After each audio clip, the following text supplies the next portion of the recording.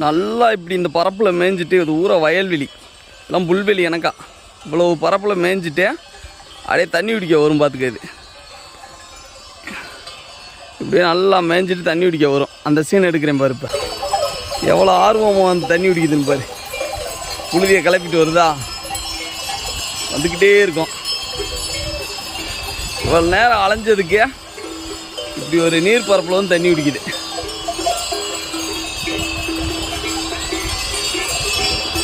கூழாங்கல்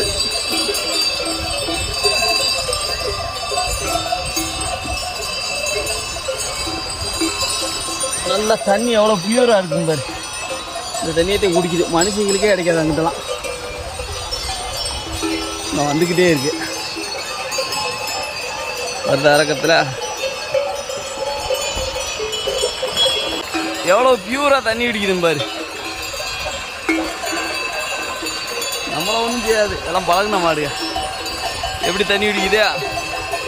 இந்த மாதிரி பியூரான தண்ணி நமக்கே கிடைக்காது எதிர்காலத்தில். அவ்வளோ ஒரு நேச்சரான ஒரு பிளேஸ். தெரியுதா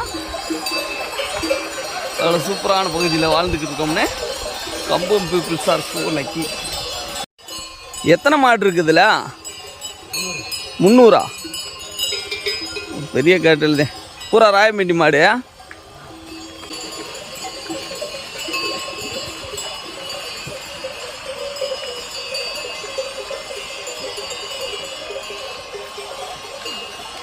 ஒரே ஐலாண்ட் எனக்கா இருக்கும்.